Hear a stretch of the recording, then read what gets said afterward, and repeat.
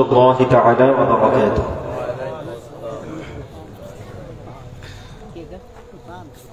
إن الحمد لله نحمده ونستعينه ونستغفره ونؤمن به ونتوكل عليه ونعوذ بالله من شرور أنفسنا ومن سيئات أعمالنا.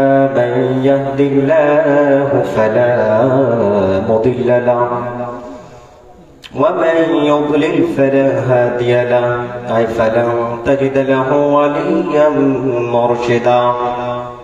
وأشهد أن لا إله إلا الله وحده لا شريك له والذي لا جد له ولا ند له، لا مثل له ولا مثيل له، لا وطير له ولا كفيل له، لا شبه له ولا شبه له، لا ولد له ولا والد له، وهو الواحد الفرد الصمد لم يلد ولم يولد ولم يكن له كفوا أحد. وأشهد أن سيدنا ونبينا وحبيبنا وبشيرنا ونذيرنا وحبيبنا وحبيب طبيبنا وطبيبنا وطبيب أرواحنا محمدا عبد الله ورسوله الذي أرسله بالحق بشيرا ونذيرا وداعيا إلى الله بإذنه وسراجا منيرا.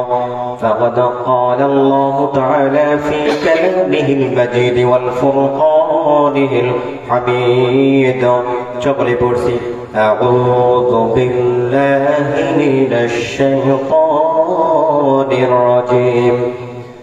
بسم الله الرحمن الرحيم.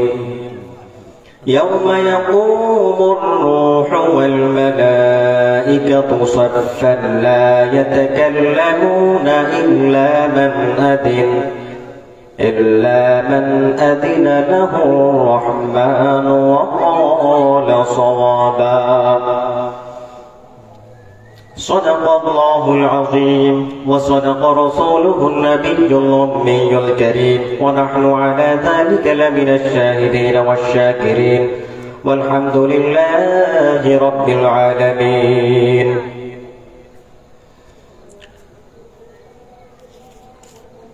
আল্লাহ সুবহানাহু ওয়া তাআলার দরবারে আমরা শুকরিয়া জ্ঞাপন করছি যে আল্লাহ সুবহানাহু ওয়া তাআলা আমাকে আপনাকে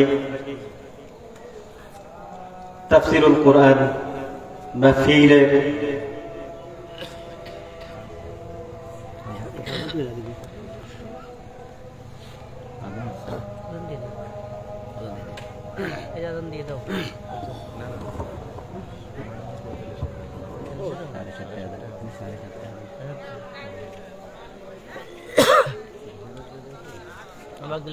সাড়ে সাতটাই আছে। আমরা সাড়ে সাতটাই করতাম।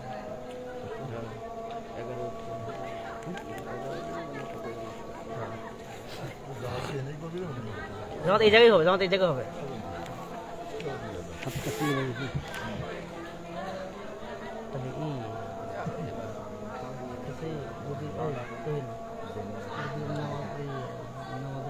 একদিন বলতে আলোচনা করেন সাড়ে সাতটায় করে সময় পাওয়া যাবে।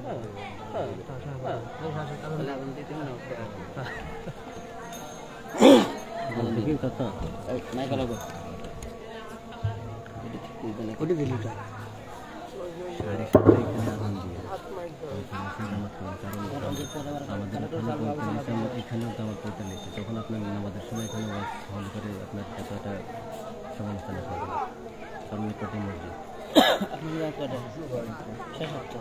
আমার ওখানে 12:45 এখানেও করতে লেগেছে।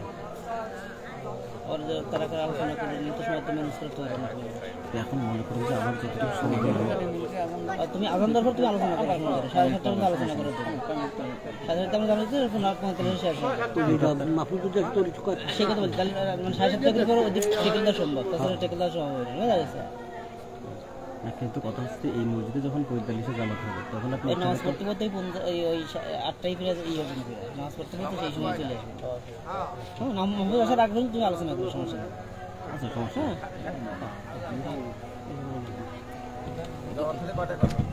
হ্যাঁ 7:30 জামাত হবে ইনশাআল্লাহ।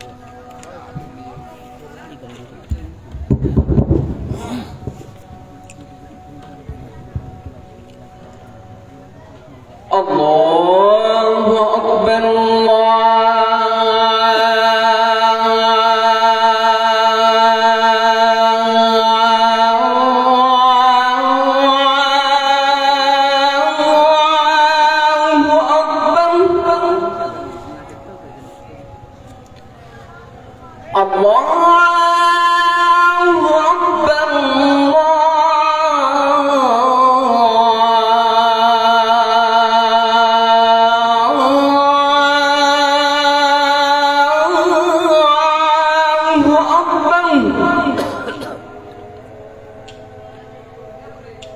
أشهد أن لا إله إلا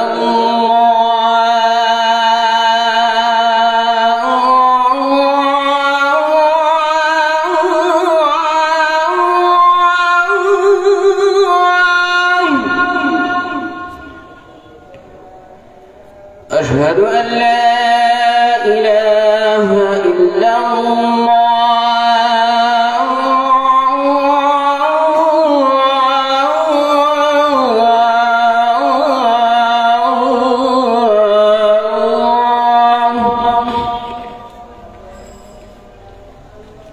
أشهد أن محمدا رسول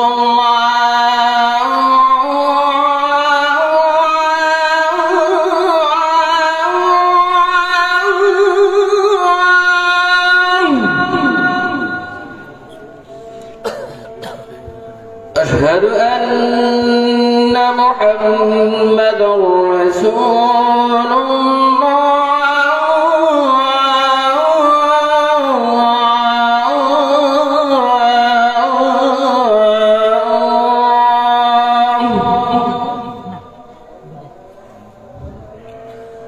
حي على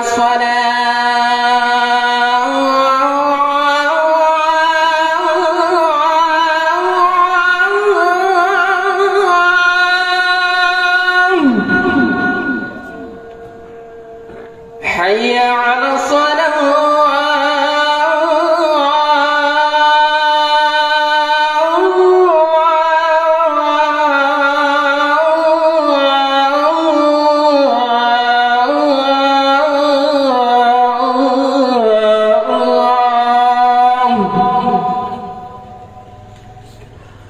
حي على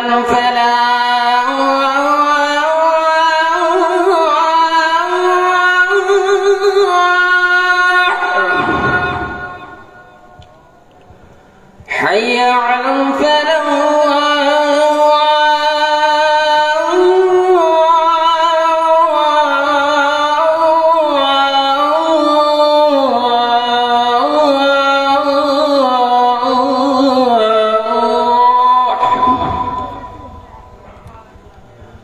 الله أكبر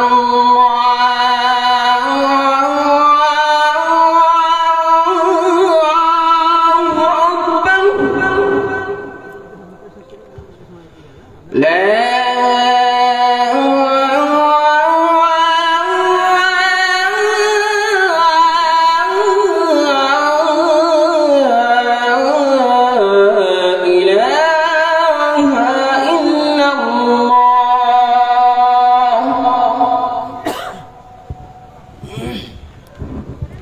اللهم رب هذه الدعوة التامة والصلاة القائمة آت محمدا الوسيلة والفضيلة وابعثه مقاما محمودا الذي وعدته وارزقني شفاعتي يوم القيامة إنك لا تخلف الميعاد। সম্মানিত উপস্থিতি, ঈশার নামাজের আজান হয়ে গেল।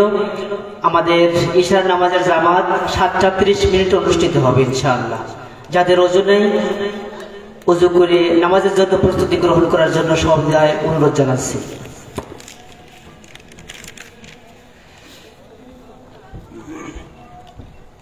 আলহামদুলিল্লাহ, সম্মানিত উপস্থিতি,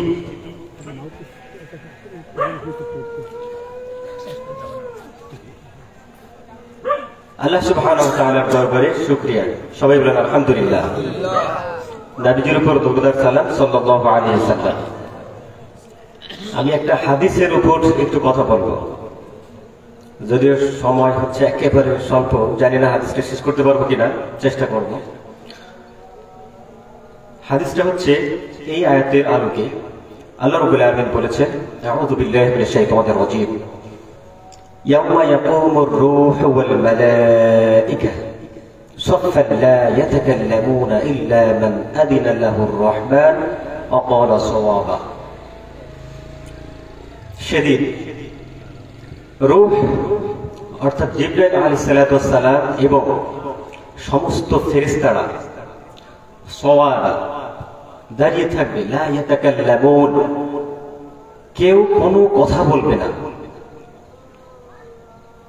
পৃথিবীর শুরু থেকে আজ পর্যন্ত, এখন থেকে নিয়ে কিয়ামত পর্যন্ত যত মানব এবং দানব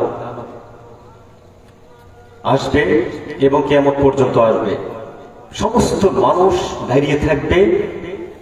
কোন মানুষ একটা কথা বলার সাহস পাবে না।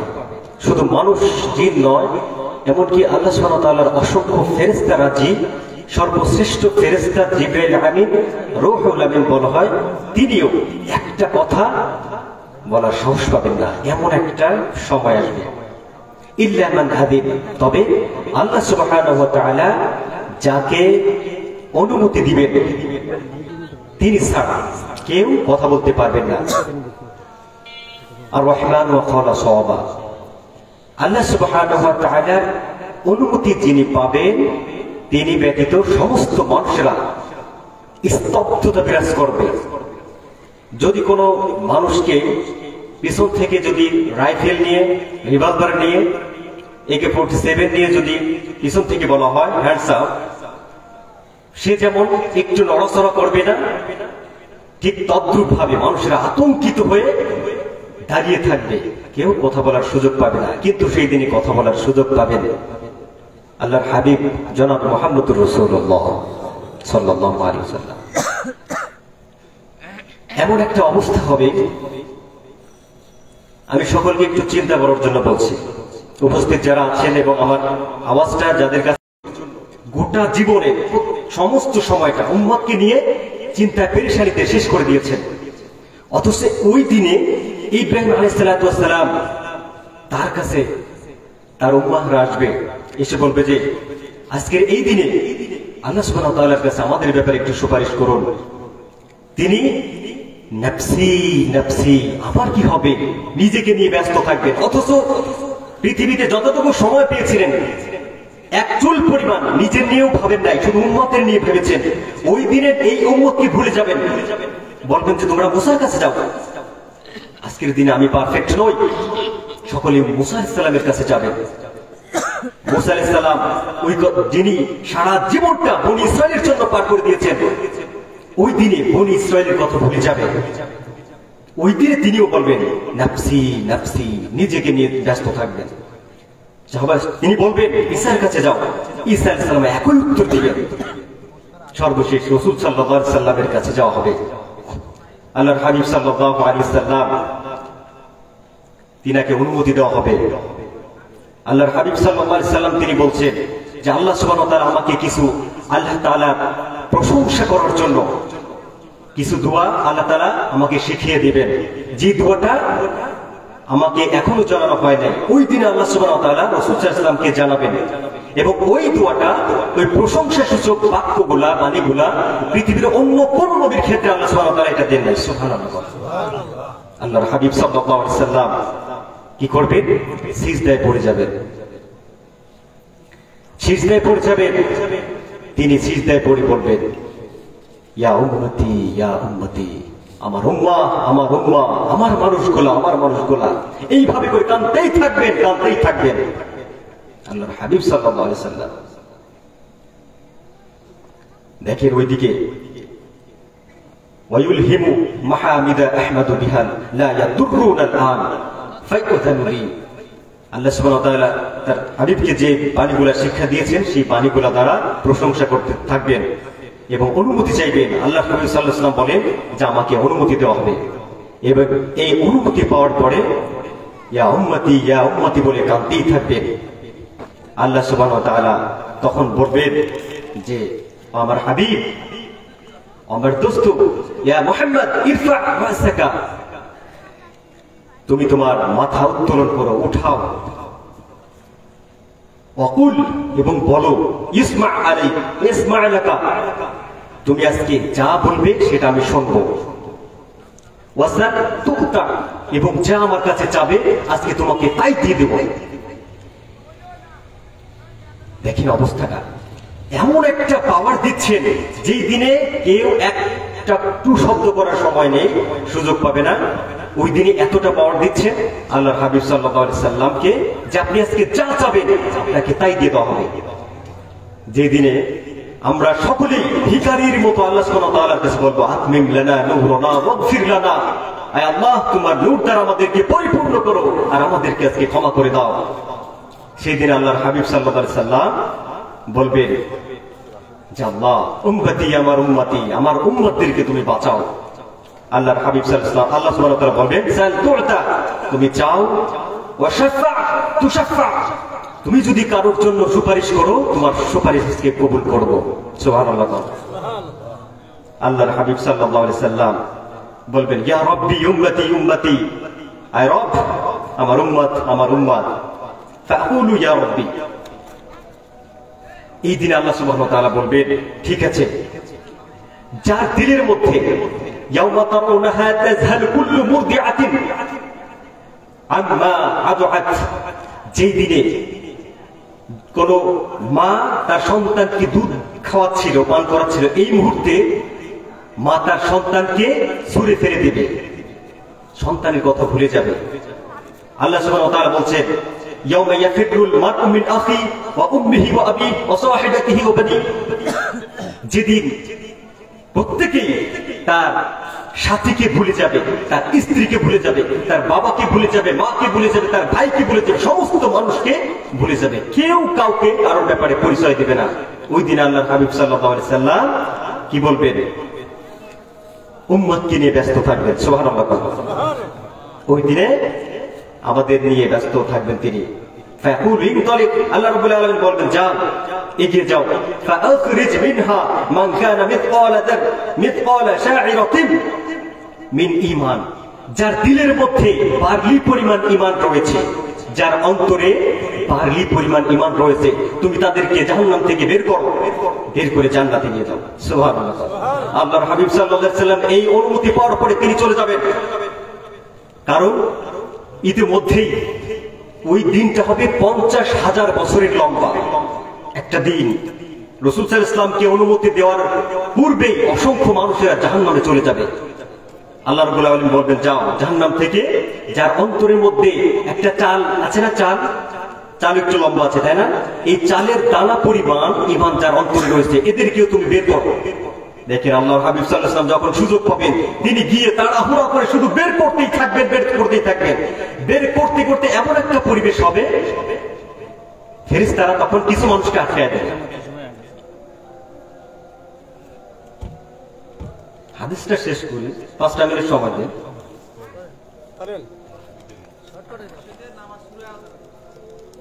হ্যাঁ,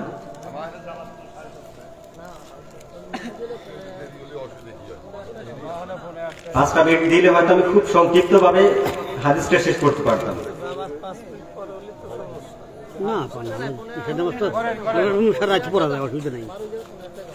আচ্ছা ঠিক আছে, আমি খুব দ্রুত শেষ করছি, কারণ এর মধ্যে আমাদের নাসিহা আছে, এই জন্য আমি বলছি।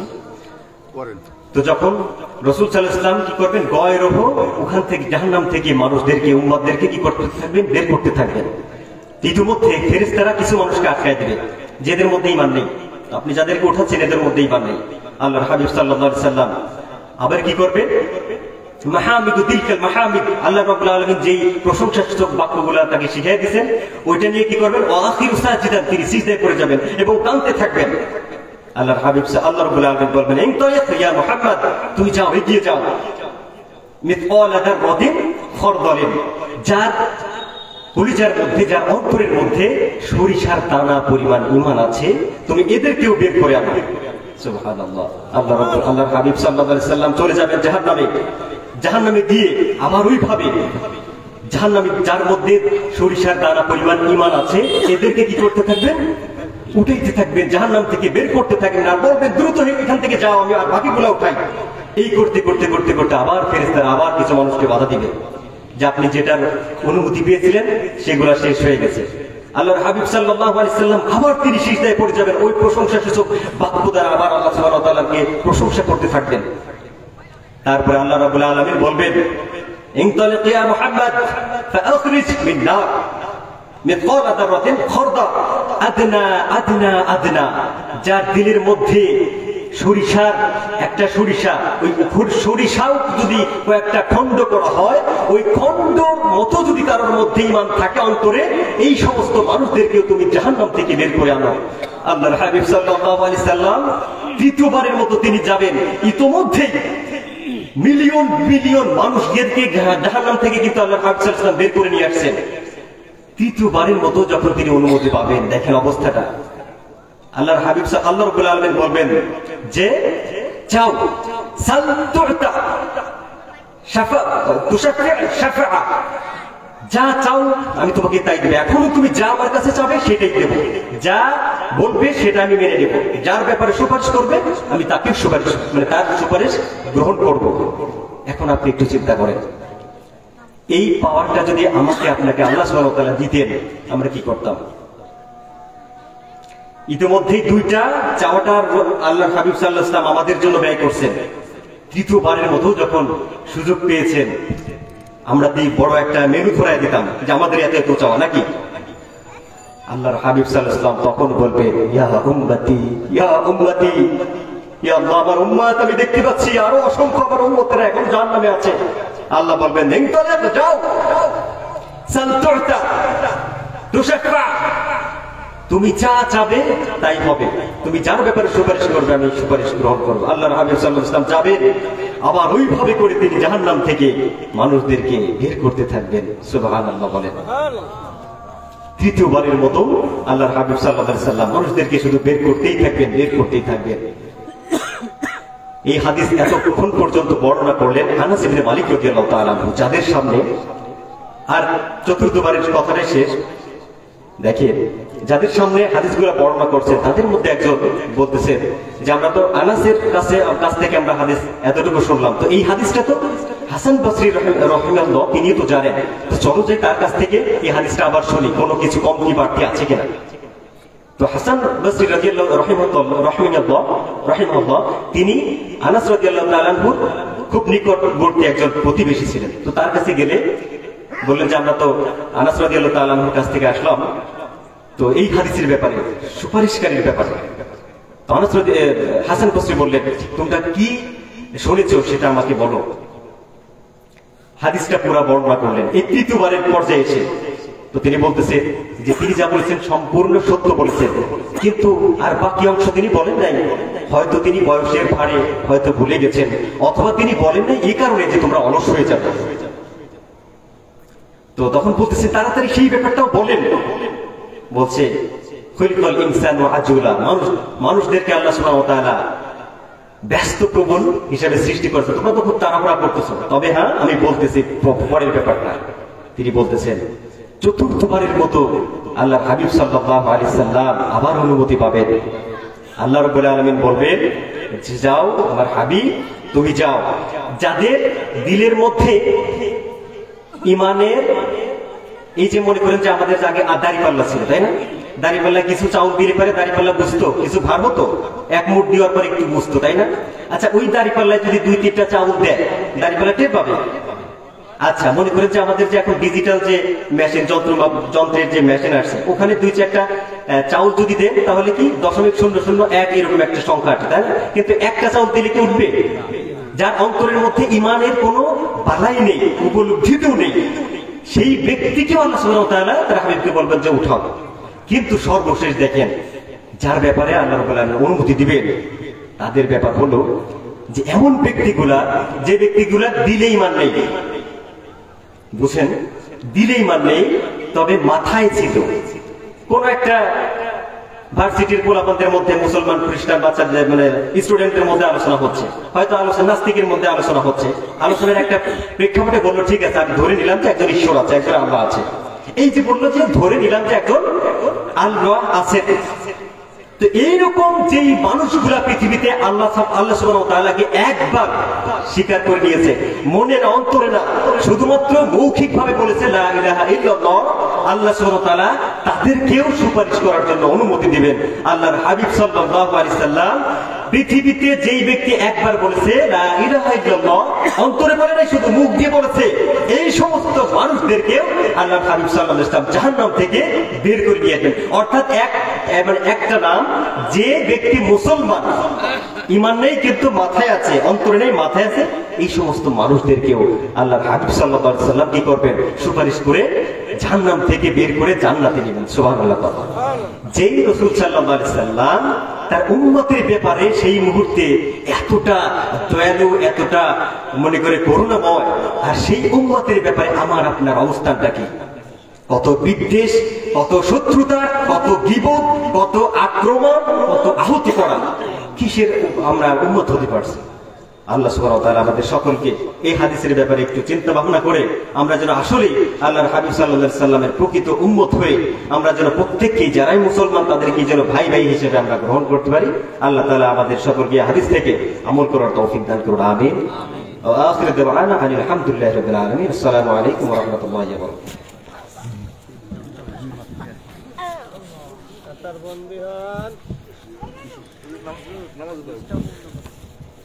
করেছি